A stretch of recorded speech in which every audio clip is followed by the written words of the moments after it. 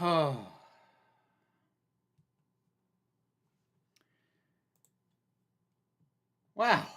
Hope everybody is doing well. This will, as noted, be the last live stream of the year. What would normally be the next one is on Christmas Eve, and I've got other stuff to do. So thank you all very much for joining me. I'm glad you like it, Ness. It says, adulting is too complicated, time to be a unicorn.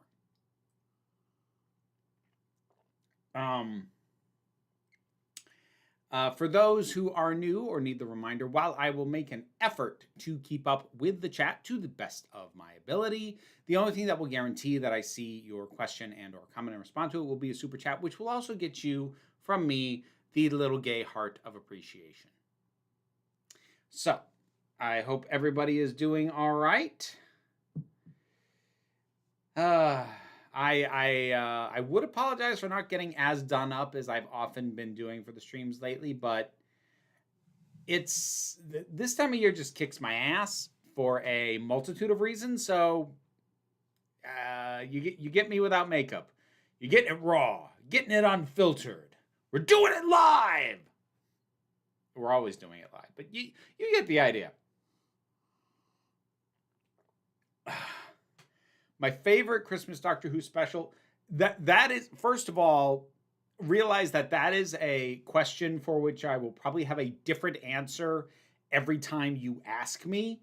I think today I'm going to say that it is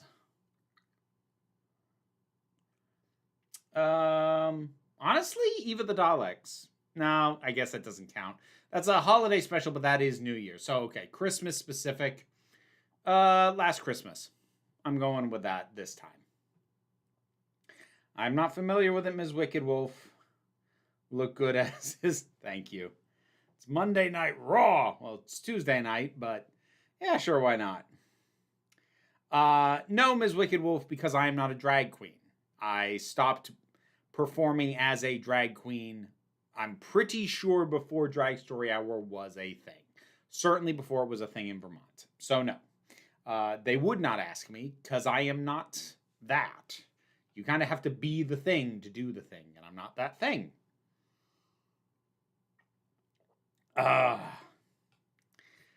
Hope people are doing well. At this point, generally, when people ask me how I'm doing, I've kind of adopted the COVID tone. There's like, okay, basically saying like, personally, I'm all right, but that's grading on the curve of understanding that a lot of stuff is completely effed. But and a Merry Christmas to you too, Zactyl. Thank you very much. Am I a fan of the 28 Days Later films? I used to like the original. I know there's a trailer out for the new one for 28 Years Later. I know the trailer came out today. I haven't looked at it yet. But I like 28 Weeks Later wasn't very good. And I have not rewatched 28 Days Later in a long time. I don't know how well I'd think of it now. I mean, a big part of what I liked it at the time was sort of in the context of it was doing new things. And none of that's new anymore. And I don't know how well it holds up once the novelty of fast zombies is gone. So I don't really know how I feel. I never did read The Wheel of Time, Jason. I used to look at how thick those books are and go, no, I'm going to do something else. So no, I never did.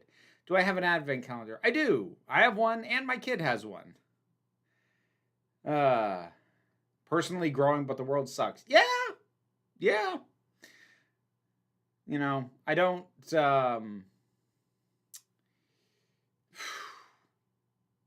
Like the greater picture stuff weighs on me enough that I can't say that like I'm doing great, but like on a personal level, I am doing fine.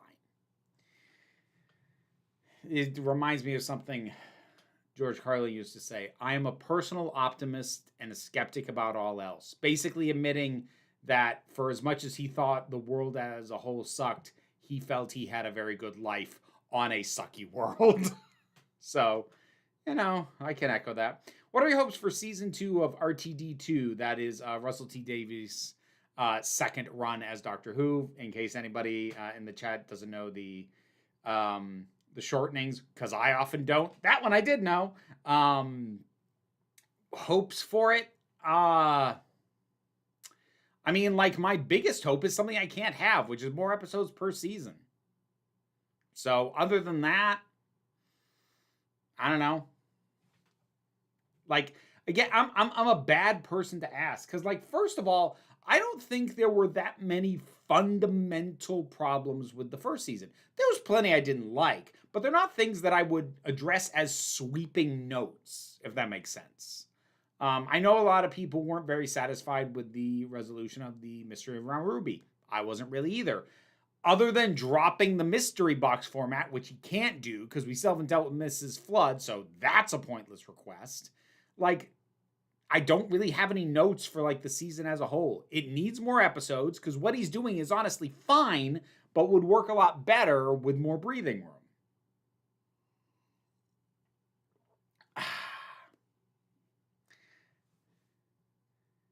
Didn't Carlin also say behind every cynic is a disappointed idealist? I don't know. It sounds like it could have been him. I don't know if that's him. A similar thing he said was, I treasure and love individuals as I meet them. I loathe and despise the groups that they are a part of and identify with. Basically saying I love people and I hate the human race as a collective. Have I started Skeleton Crew? Nope, and I don't plan to, Jason. There isn't much in Star Wars that really piques my interest very much. I hope people who watch it really enjoy it. I'm looking forward to the second season of Andor. I gave The Acolyte a shot, but for the most part, like, there isn't a lot of Star Wars that's really pulling me in very much. And honestly, given some of the stuff that the MCU is pulling, it is possible. I think the make or break for me is going to be the next Avengers movie, the next team up movie. If I am significantly disappointed by that in a way that feels indicative of the state of Marvel as a whole, I might start treating Marvel the same way that I treat Star Wars, which is I will pick and choose what specifically looks interesting, but I'm not being all-inclusive anymore. Because I made that decision with Star Wars, and I'm honestly really comfortable with it. Marvel, I might end up there in a couple of years. We'll see. What's the era of classic Who that feels paced the most like new Who? Forgive my ADHD for not always being able to watch 40 minutes for the plot to progress.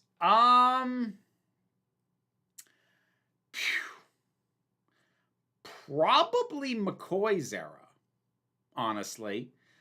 Like, about half of his stuff are 3-parters, not even 4-parters, first of all. And at least of the ones I've seen, only one of them really suffered for that pacing. That was Ghostlight. That was crammed too much into a small space. But other 3-parters are really fantastic.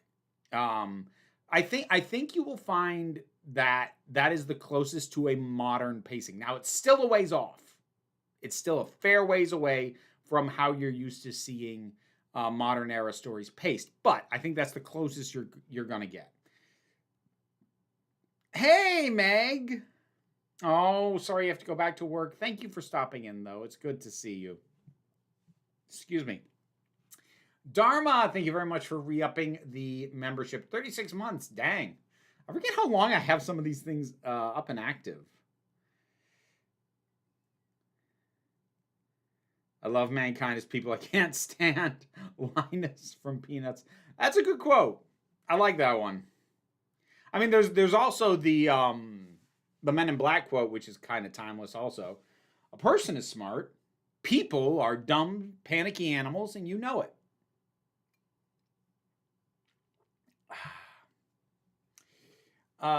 Donna Gata, thank you very much for the super chat. Does not look like there was a comment that came with it. If there was supposed to be, you can send it without the super chat. I'll pick it up and reply to it, but thank you very much. I appreciate that.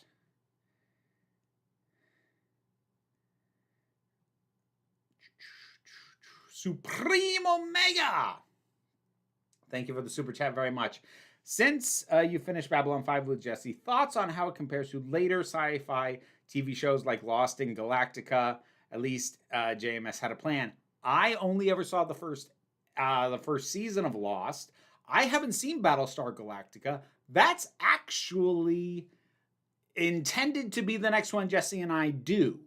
So I can't really compare it to those. I mean, the thing is, when a lot of this stuff was going on, it took me a while to get into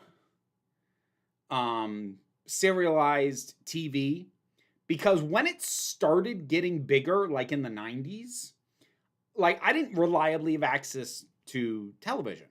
I pretty much only ever watched TV when I was at my grandparents' during the summer. And so like I was just catching random episodes, not when they were originally airing. I couldn't reliably see something every week. So serialization was something I didn't really have an interest in at all until we hit a bit into the 2000s, about mid 2000s, where, you know, DVD box sets were a thing, or I could start getting seasons on Netflix. And I mean, like back in the day, have the DVDs mailed to your house, Netflix. That's when I first started to get into serialized storytelling. But I missed a lot in the meantime, and I'm aware of that.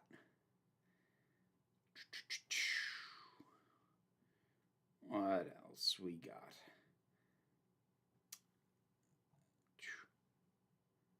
Oh, and the other thing, Willow, is like, what's shockingly similar to Modern Era in terms of presentation and pacing is the 96 movie. Honestly, in terms of general energy, it feels like RTD took more cues from that than from Classic at times. I've been watching the film right now, so I feel the need to ask, is a white Christmas a common thing in Vermont? Yes. Yeah. It is more likely that there will be snow on the ground at Christmas than not. And if there isn't, it's because there was a unexpected thaw. Like, I have had to deal with snow in my driveway 2 out of the last 3 days. So, like, we've got snow here, but there can often be like a midwinter thaw that happens. And like, that's not even necessarily climate change. That's always kind of happened. And so if we don't have snow on Christmas around here, it's because a thaw has happened and the snow hasn't re-upped since then.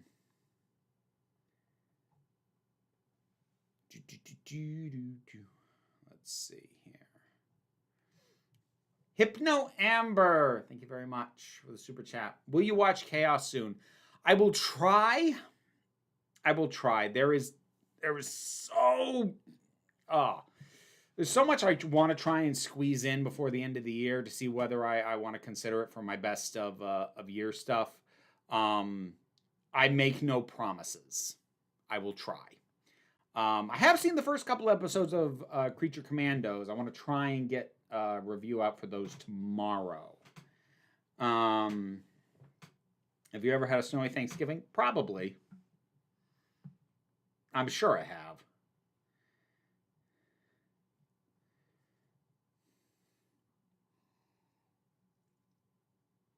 I've only seen snow once here in Louisiana, melted 10 minutes later. I bet that was a panicked 10 minutes though. I remember when I was in grade school, like finding out because there was snow in Florida and like everything shut down, and like all the kids around me, because you know we're all in Vermont, we're all just looking at each other like, what? Really? But like you just come to realize when you get older, oh, it's not just a matter of like they're scared because they're not used to it. Like they have nothing on hand to deal with it. They don't have snowplows to clear roads. People don't have snow tires. People don't have shovels. Like even a small amount of snow is a problem. This is also part of why in Los Angeles, if it rains, don't go out driving if you can help it, because it's so dry there. A lot of drivers have freaking bald tires with no traction because they don't really need it. Like they shouldn't have that for safety, but it becomes a problem once there's water on the roads and they're just hydroplaning all over the damn place. It snowed in June once in Colorado. Well, depending on the elevation, that's not super shocking. Thank you for stopping in, Meg. I'm sorry everything hurts. I hope at least some of it starts to feel better. Have you heard of a TV show called Succession? I have heard of it. I'm aware of the premise of it. has a good cast.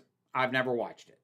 And that's not like I don't want to, like, I've not gone around. I've not tried to watch that. You should have seen when we had significant accumulation of snow one year here in Atlanta. They called it Snowmageddon. That is a phrase specifically I know I've heard more than a few times. Snowmageddon, the snowpocalypse. Yeah. That kind of stuff gets said a lot. Word Makers Workshop. Thank you for the super chat. I appreciate that immensely. I like the name.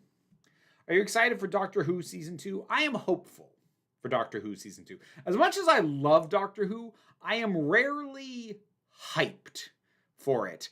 Just because I don't get hyped in advance for much. And it has to have a really high consistency rate for me to get hyped and stay hyped. Like, if you watched the video I did on the second season of Arcane, I was hyped for the second season of Arcane because of how good the first season was. And it let me down. I don't get, like, proper excited, proper hyped for too much, just, like, probably largely as a defense mechanism. Because, like, I don't want to say that I'm going in expecting it to be bad. Actually, even stuff that I go in and expect to be bad, I still hope is good. And I like to think I'm not so cynical that if I go in and see a thing that I didn't think would be good, but it is, I can accept it and don't try and force a view through it through a lens of, oh, I knew it was going to be crap. But I also don't let myself get too excited, because when you get excited, it can disappoint you. When you're going in going, I hope this is good. Well, maybe it is, maybe it isn't. You can process it. If you're going in going, this is going to be so good, you have really set yourself up to be let down. And again, I'm not immune to this, but I don't do it much. I think my first chat got 8 by YouTube. It's possible, Word Maker. It's also possible that, and oh boy, is there a way for me to say this without sounding like I want more of your money, greedy jackass? It's the logistical truth, though. I think because of the size of the donation, I might have not let you do more than like an emoji or whatnot, or you might have typed more than was allowed for it. I don't know. That's a guess. If you want to just post in the regular chat, I'll take a look at it. Coyote Azul, thank you very much for the super chat. Any New Year's resolutions for next year, or don't bother? Not really. I mean, I've got goals, mostly financial. You know, get this paid off, get more savings into that, et cetera, et cetera. I want to have a reasonably finished draft of my next novel before the end of next year. That's one of the big goals. I've got a couple of big video ideas that some of which I'd wanted to do this year and didn't get around to, that I definitely want to be sure that I get to next year.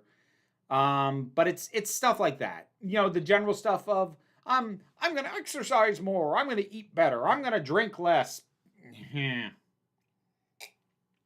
don't really do that. You know, I'll feel that stuff out as I go. Doctor Who is like like sketch comedy. Its quality waxes and wanes, and that's the fun of it. I, a true Whovian, hate every single season since the revival. Yes, as all true Whovians do, as we all know.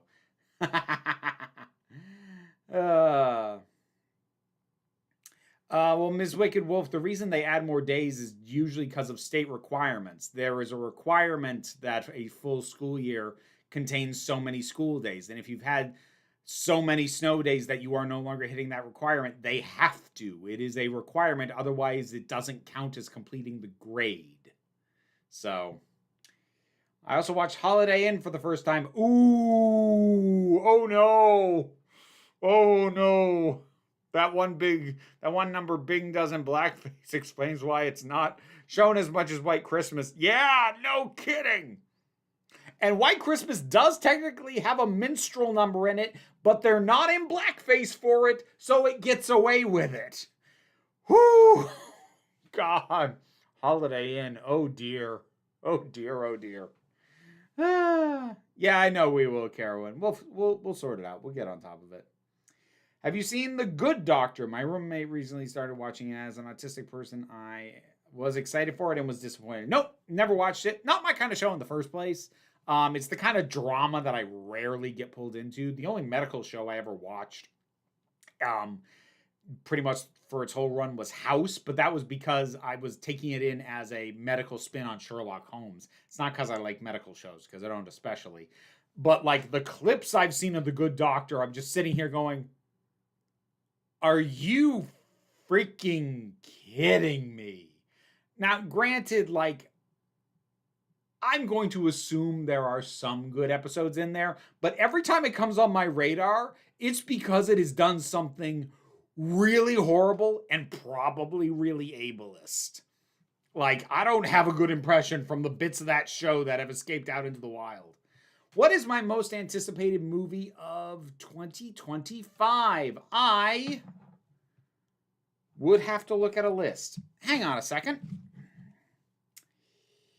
Let's see.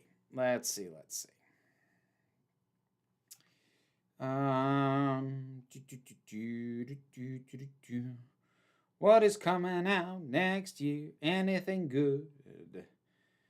Let's see. Nope. I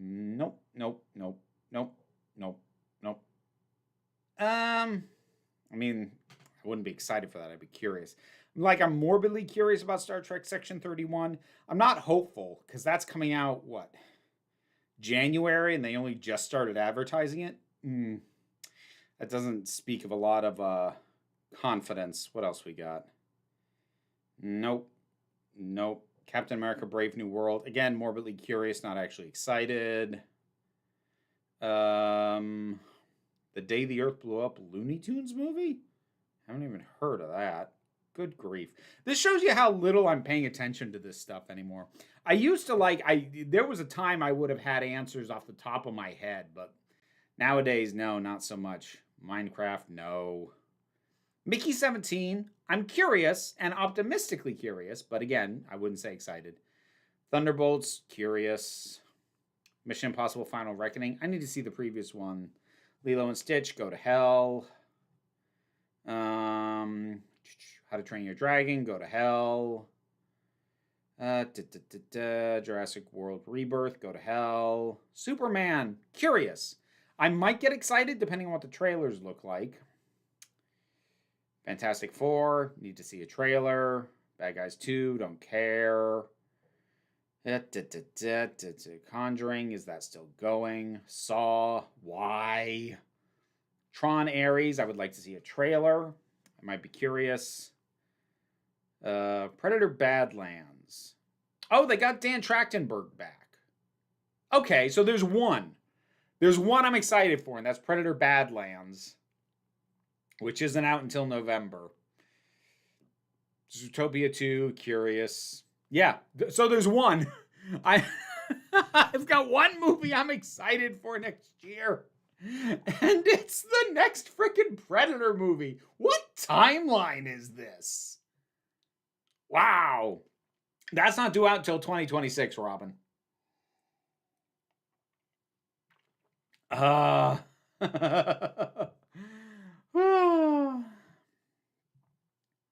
Yeah, it does. I mentioned it, Will, about or what is it, Willow or Willow? I actually don't know. But I need to see a trailer before I'll even have an opinion on that. Will you be watching Squid Game Season 2? Yeah.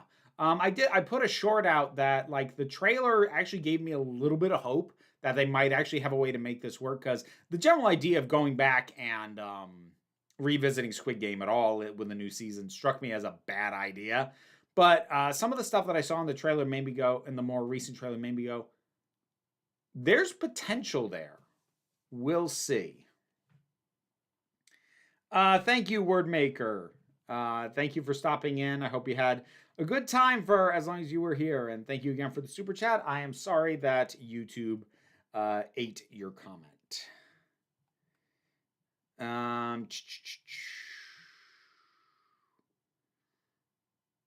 What's worse, Jim Carrey's Grinch or Mike Myers' Cat in the Hat? I have never seen Mike Myers' Cat in the Hat, and I never will. Bought the audiobook of Dreams of Fire. Oh, I hope you like it. Also, please review it. Right now, the book on Audible only has one review. So, like, more would be appreciated. Oh, hey, Sonny. Good to see you. January is a dumping ground month. Sometimes. Well, okay, let me put it this way. When it's a major studio film, like Paramount, yeah, it usually is a dumping ground. But savvy smaller studios can put out something that can, like, really grab people's attention, because there isn't the big competition from massive studio material in January and February. Honestly, even in March. So a savvy smaller studio can, like, that's part of why oftentimes successful horror releases will be January, February, March. Things like Megan and whatnot. Hang on. Why am I buzzing? What is this? Sorry, give me a second.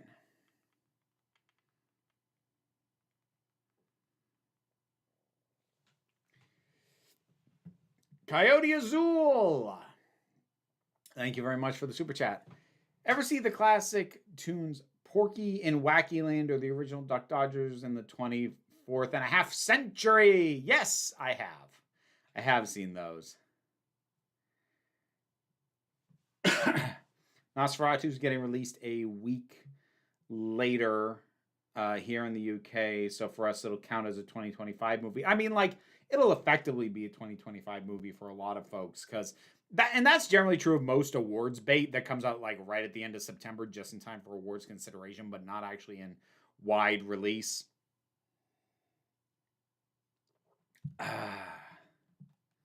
Is Wicked good in your opinion? I don't know. I haven't seen it. I don't intend to. Like, people are saying it's good. That's great. That's wonderful. Even before I had all my questions about the artistic choices being made in it that led me to make that video, I was already not planning to see it. I saw it on Broadway. I don't really have any expectation to get anything meaningful out of seeing it on screen. I just don't. I never did. My favorite Mission Impossible film?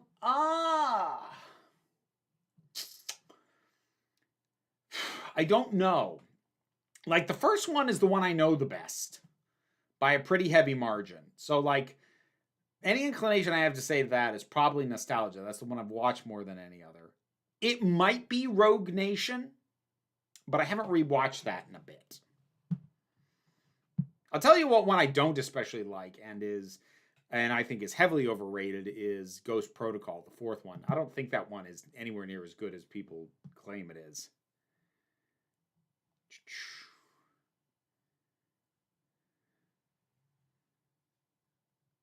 Yes, I'm aware, Ms. Wicked Wolf.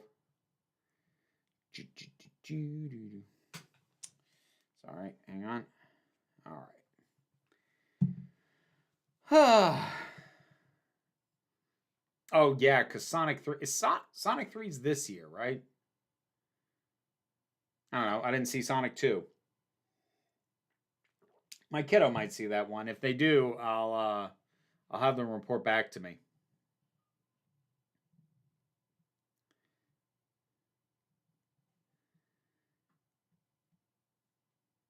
If we could not get into that, Ms. Wicked Wolf, I do not have the energy to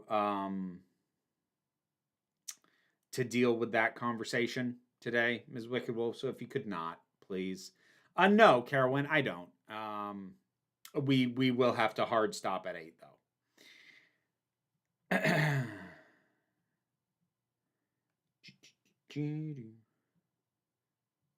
What are we talking about here? Sorry, just rolling back. Oh, yeah, with the Nosferatu thing.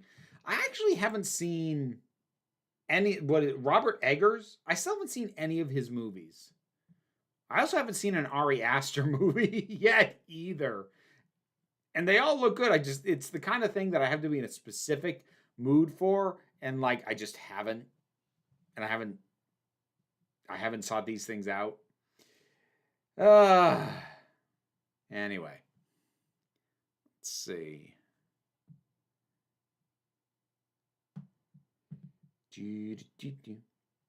Discord, yes. Thank you, Carolyn. Appreciate it, Robin, but I've got somebody who keeps me on task with that, so no worries. Okay. So, reminder, the Council of Geeks Discord is a Patreon exclusive perk, and you get to ask me questions there as well, but that's not the only thing. There's tons of lovely channels on there, and it's a delightfully respectful community. And you get access at a $2 tier or higher on the Patreon. Just saying.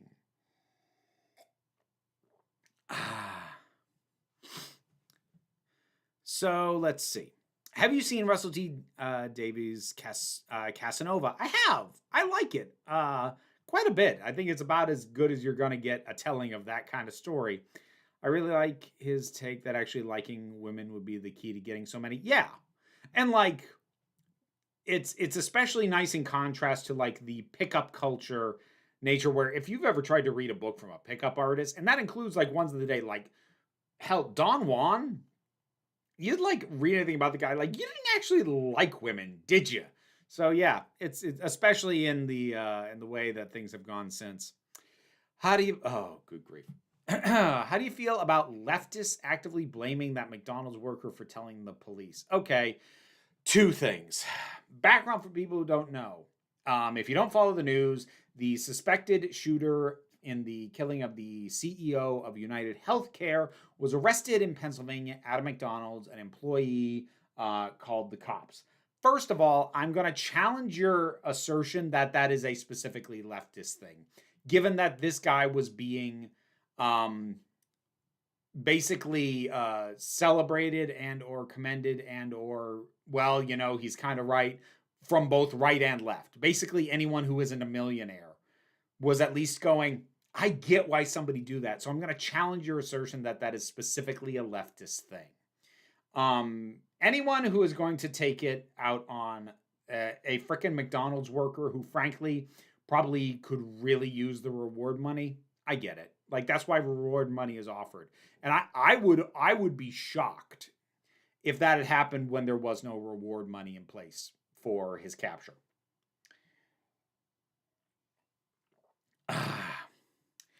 How much should you criticize a YouTube creator who seem to be morally improving but kind of aren't fully there yet? The other day, an atheist YouTuber put out a video about why he's no longer an anti-SJW, but that he basically says in it, progressives still seem overly aggressive to me, but now I realize the right are much worse. Some of the reactions I've seen are like, thanks for realizing that, but maybe don't tone police for not defending their rights politely enough for your taste. I mean, like, look. First of all, you can't collectively alter somebody's view. Like, just time and study, a mass of people who, as far as you are concerned, are anonymous, shouting at you that you're wrong doesn't change people's minds 99 times out of 100. So, you know, in terms of how you personally feel about somebody, like, if you're legitimately interested in somebody becoming better, that is a thing best done one-on-one. It just is. And you as a single audience member, honestly, just make your decision on whether you feel they're worth sticking around for or not. That is honestly what I think most people should be starting and ending it with. If somebody seems to be getting in a better direction, I would like to think that it's probably because somebody in their personal life is having successful conversations with them. You're not helping by shouting. You are a faceless voice shouting to the void, and it doesn't help. And that's regardless of what you're shouting, to be honest. Favorite Christmas film? Ooh. That is actually kind of tough. I think I'm gonna stick with Love Actually, honestly. Star or Angel at the top of the Christmas tree? Neither. Fairy. Do you have any Christmas traditions? Quite a few. You'll forgive me for not sharing those because those are things that I do with my family, and that is something I would like to keep to myself. But yes, we absolutely have, our share of Christmas traditions. What do you think are the best ways to show public support for trans people in these trying times? Slash, what do you think are the most helpful ways to help trans people, other marginalized, if you have options, stay safe in an increasingly hostile world? Well, if you have the time or means to do so, either donating to or volunteering for trans supportive organizations, I actually tend to recommend that you look into what is local to you. So like here in Vermont, where I am, there is Outright Vermont is kind of the big organization here, but there are also pride organizations in various counties. Getting in touch with them, if they're taking donations, offering to donate. If they are accepting volunteers, offering to volunteer, or at the very least ask them what you could do that would be most helpful to them. If you don't have organizations like that locally, things like Trans Lifeline is an amazing resource. That, the Trevor Project, and other things of that nature are a good place to put either volunteer your time or your money if you have either to spare. If you don't, then it's the same stuff I've said is always helpful. Honestly, visual signifiers are a good thing. If you are comfortable putting a trans supportive sticker on your laptop, your water bottle, your car, I know that sounds tiny, but it is a mark of like, oh, you aren't going to try and kick my ass. It's a small thing, but it helps. Honestly, I really still want to normalize pronoun pins, even if you're cisgender. I want to normalize the use of giving your pronouns as just a normal form of conversation that doesn't even necessarily mark you out as trans, that it's just a thing that people do. I think those are small things that you can do to make yourself feel approachable and feel safe to those of us. I'm someone who is invested in writing trans characters, but I am cis myself. Besides trans people still being normal and that there is more to their identity than transness, what would you consider the most important thing to get right to be, especially portraying the struggles related to gender dysphoria? I am actually a pretty bad person to ask specifically about trying to depict gender dysphoria for two reasons. The first is my experience with dysphoria has been exceedingly minor compared to what is, I'm just going to go with the more common transgender experience. I've said elsewhere, mostly on the Vera Wild channel, which is a separate channel, that dysphoria was never a major motivator in my transition. I was not uncomfortable in my male body. I just found myself pulled towards a much happier existence in a more feminine way of living. So I don't feel like I'm the best person to assess how you should address dysphoria. Although I suppose what my experience does speak to is it's not just one thing.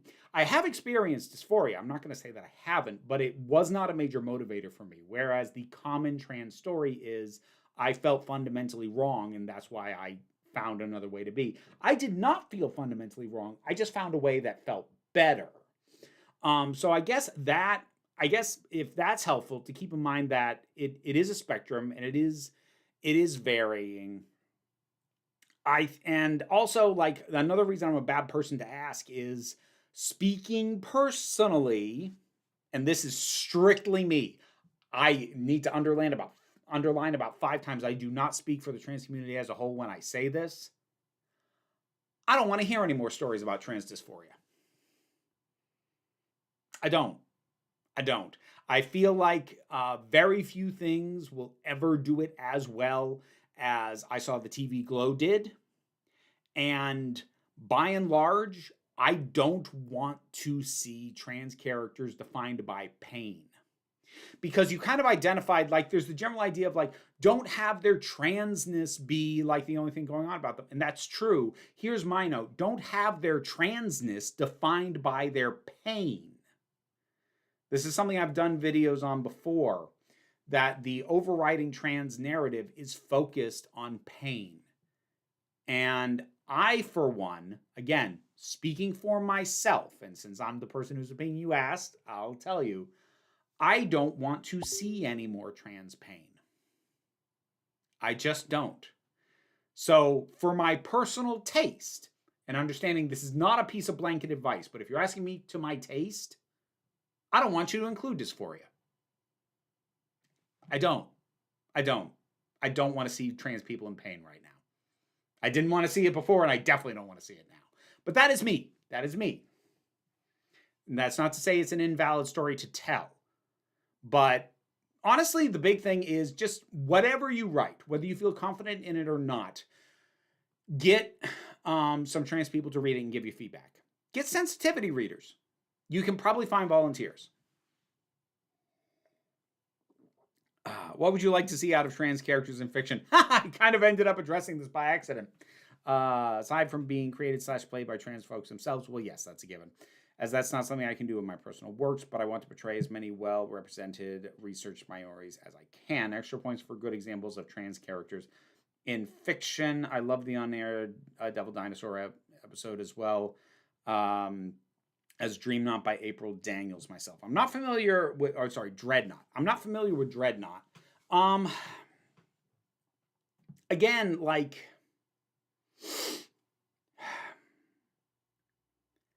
I think deciding how much their being trans is impactful to the story. And that's not to say that it never should be, because to create a trans characters in which transness does not appear to impact them, and they could have been just about anything else, you run the risk of creating just a token character, which is a different issue. It is difficult to offer up rules to follow.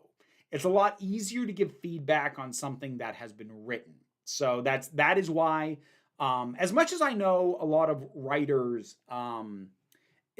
especially writers who are earlier in their careers or aren't professionally published yet, I know there was an inclination to be like, I want this as good as it can be before I let anyone see it. You need to get comfortable with people seeing the messy version, and you need to get comfortable with negative feedback. Because I don't think there's any amount of advice that I can give you in advance that is going to help you craft the best version of a trans character. What I think you can do is do your honest best, put it in front of some trans people, and not just one, a few. Put it in front of trans people, get their notes on what they think did and didn't work, and then adjust accordingly from there. I think that is the best option. Excuse me. For people who are unaware, can you explain the difference between transgender, transsexual, and transvestite? Sure. I mean, two of those terms, at least in the US, you do not come across as much anymore. But in terms of their strict meaning, transvestite is someone who wears clothes generally considered to be to the gender that they aren't born into. So the most common thing being a male identifying person who dresses in women's clothes. There may or may not be a sexual component in that. Some people will say it's automatic. It's not. But transvestite just means what gender's clothes you wear. And that is separate from gender identity. So if you are a transvestite, if you are a male who identifies as a transvestite, then in theory, you do not think of yourself as a woman. You simply enjoy those clothes for whatever reason you enjoy them. That's a transvestite. Transsexual generally is only used for someone who has had some degree of gender-affirming care and surgery.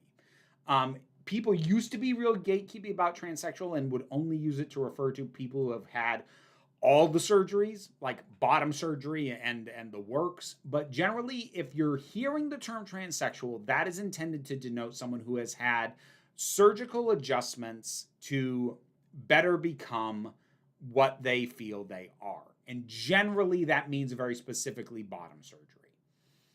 As for transgender, that refers to your gender identity, regardless of the current state of your body. Whether you ever intend to get surgeries or not, transgender just means that you identify as a gender other than what you were assigned at birth. Being transgender gives no signifiers about how you present, meaning you can be transgender without being a transvestite. You can be transgender without dressing in the clothes of the quote-unquote opposite gender, because it has to do with who you identify as. So if you are transgender, then you are transgender regardless of surgeries and regardless of clothes. Whereas transsexual and transvestite are specifically about those features. Transsexual being about surgery, transvestite being about clothes. Whereas transgender is just what you identify as regardless of those things. Given the discourse surrounding Neil Gaiman, would you still say The Doctor's Wife is your favorite Series 6 episode? I might not say it comfortably. It might still be. I don't know. I'd have to look at a list. It is, by and large, if I'm assessing those things honestly, it is unlikely that I am going to remove something from consideration for the top spot just because the writer is an ass.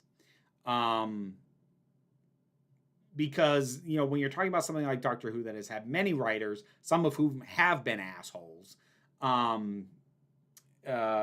Gareth Roberts, I think that's him. Gareth Roberts springs to mind.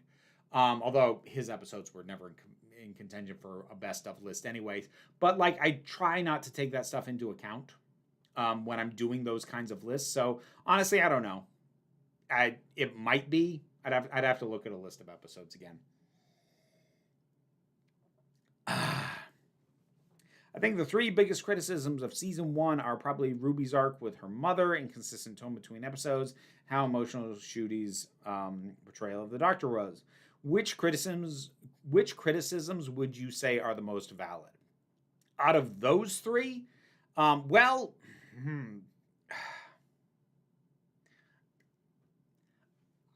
not to be an argumentative dick, but as worded, none of them.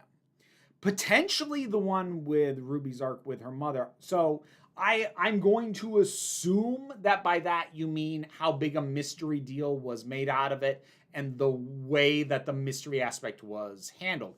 I'll agree with that criticism. I actually think that the actual meeting of her actual mother and the fact that her mother wasn't anybody are both good things handled well.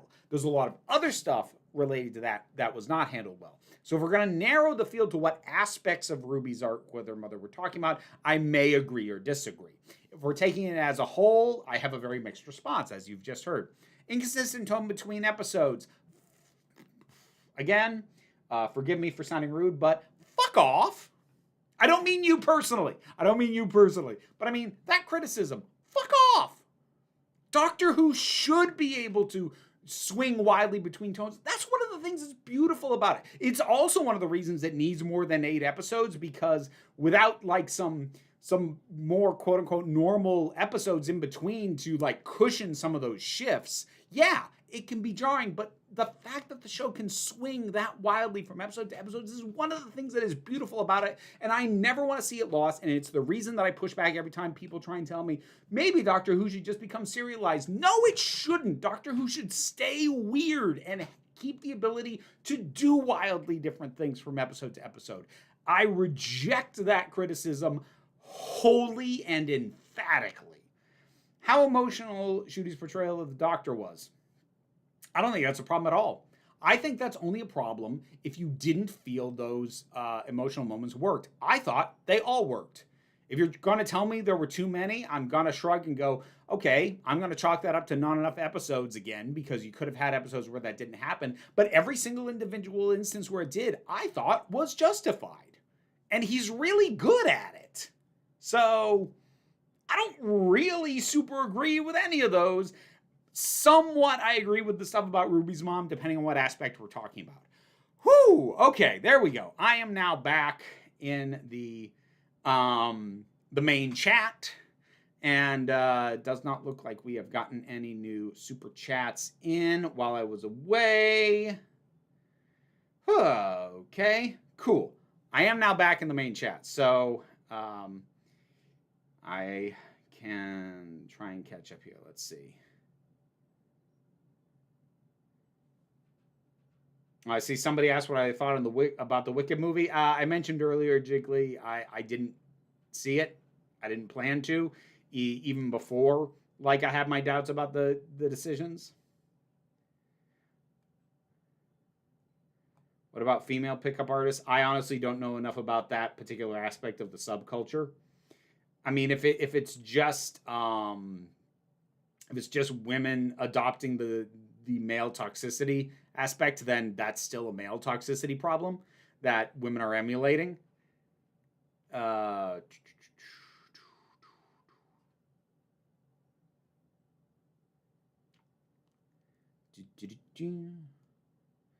Let's see.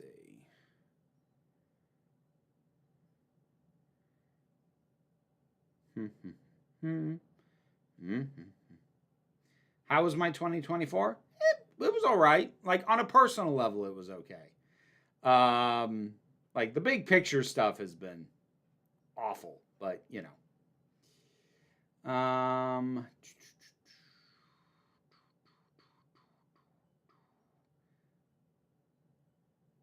Michael Caine is my favorite Scrooge. I prefer Alistair Sim, but Michael Caine was good.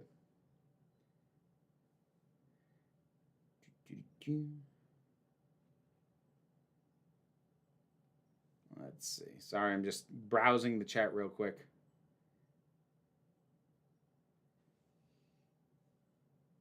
Question I've been considering is a world populated by characters with no sexual attributes. What would their gender expression be like? How would it differ or be similar to ours? I mean, that is a question that if you wanted to really dive into, you could build a really interesting world around. That's one of those questions that if you're going to do it, you got to go all in. You got to really commit to diving into that and really going out of your way to pull apart what the influence that sexual attributes have on our society and our expression of ourselves, and really try and think about how all those things might manifest differently. It's a hell of a writing prompt, but it would be a hell of a workload too.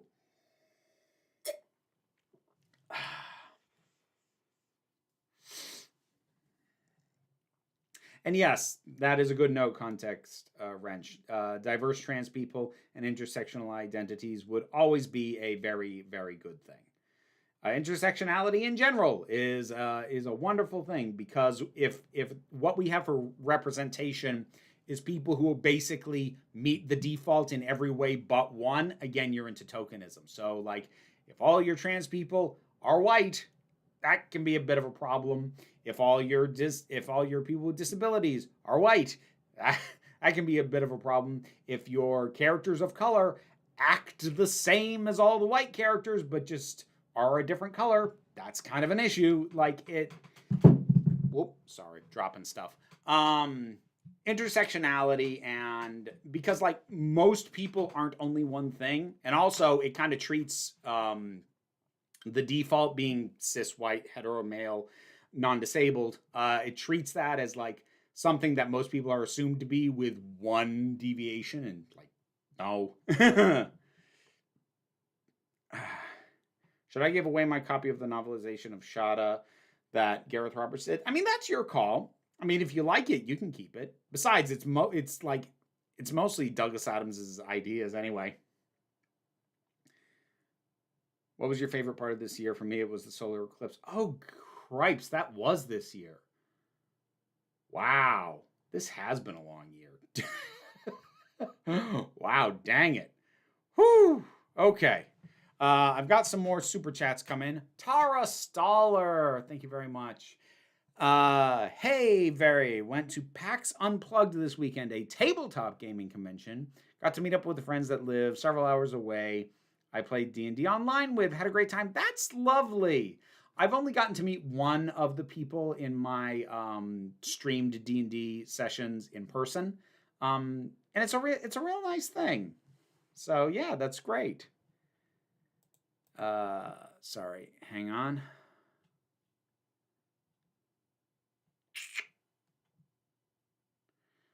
Hopefully this is still working. I don't know why my streams have been hiccuping lately. That's odd. Anyways, Louise, thank you for the super chat. I appreciate that very much. Wish me luck for finals week. 2 papers, a project, and an exam left to go. Best of luck. You got this. You got this. Aaron oh goodness, that was very generous. Thank you, Aaron. I appreciate that very much. Happy holidays and stuff. Yes, and stuff to you too. David Gipe? David, in with the super chat. Thank you very much. For the money, and went through Jumpgate / Frail backlog. Saw the full Malari cameo, so help warming bravare. I like that. That was when Jesse did that. That was one of the sweetest things. So for context, for people who don't listen to the Council of Geeks, the Council of Geeks podcast that I do with Jesse, we are almost done going through Babylon 5 related stuff. We finished the show proper a little bit ago. We're doing the spinoff right now. But before that, we did Farscape, which I had seen and she hadn't. But in doing Babylon 5, which I hadn't seen, but she got Peter Jurassic, who plays the character Londo, one of the best characters on the show, to do a cameo, addressing me, and he did part of it in character. So I got like out of makeup, but got to hear him say, "Oh, Vera, I hear you are a dancer in burlesque." And it was so great. It was so sweet. And he seemed really lovely. He seemed really sincere and really lovely. So he's either a lovely human or an amazing actor, or both. Both is possible. So yeah, that was really nice, David. Thank you for reminding me of that. Melody Queen, thank you very much for the super chat. I appreciate it very, very much. Red Dreams of Fire, loved it. Oh, want the audiobook for when I'm on the road. Finally broke my Amazon addiction when the account got hacked. Is there another way I can buy it? Not at present, Melody. I am going to look into alternate outlets for the audiobook for people who don't want to go through Audible, which is owned by Amazon, but I have not got that set up anywhere else yet. So I will try to do that.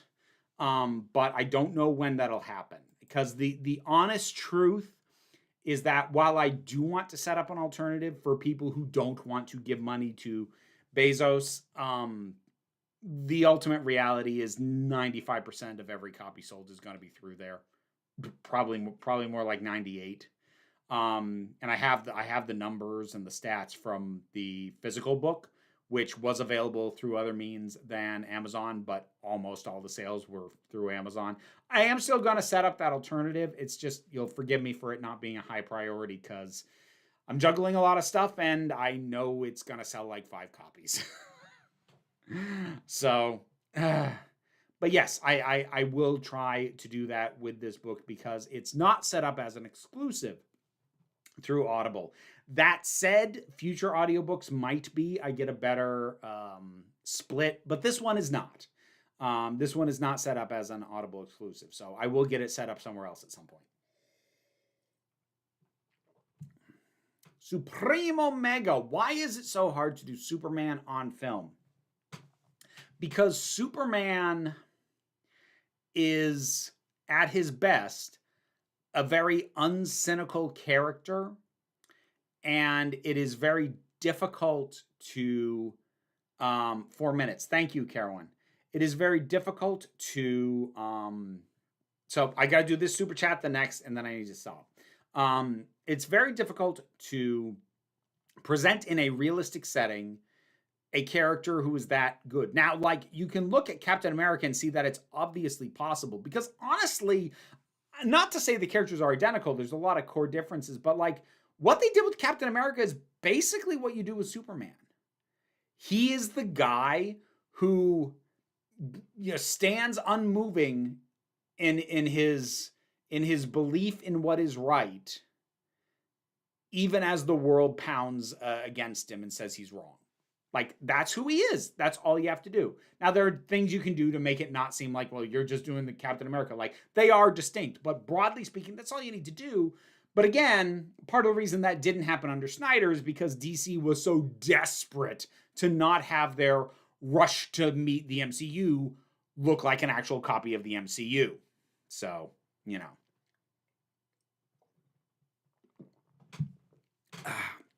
Purple Raider. Oh, in there with 2. Thank you very much. Would you consider watching more Toku like Super Sentai and Kamen Rider in 2025? I mean, if someone wants to commission me for it, I'll definitely do it. Will I do it minus a commission? Probably not, just because of how much other stuff I've got to do. Like, you need to realize how little time I have in my life for stuff to watch just because I wanna. It's not a lot. And the amount of stuff that I have in a pile of watch that when you have time is freaking huge. And then the other super chat was good night, Vera. Appreciate you too. So, coming up, I will be streaming on Twitch tomorrow from 12:30 to 2:30. That is Eastern Standard Time. Probably playing more Cookie Cutter. So that's Council of Geeks on Twitch. And also on Friday, I don't know what I'll be playing by that point, but that's the plan there. And I will also try and have tomorrow a review for the first 2 episodes of Creature Commandos out in the break room. Saturday's video is kind of a eulogy, I guess, for Twitter. That will be available early access for Patreon supporters, actually a few minutes after I finish up this stream. And I think that's about it for stuff coming up. This will be the last live stream I do this year.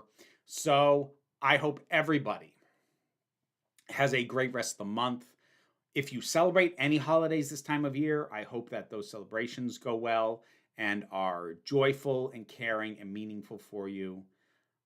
Be well, be safe, be kind, and remember that you are beautiful, you are valid, and you are loved. You are the council. I am just running the meetings, and until next time, this council is adjourned. McCavity!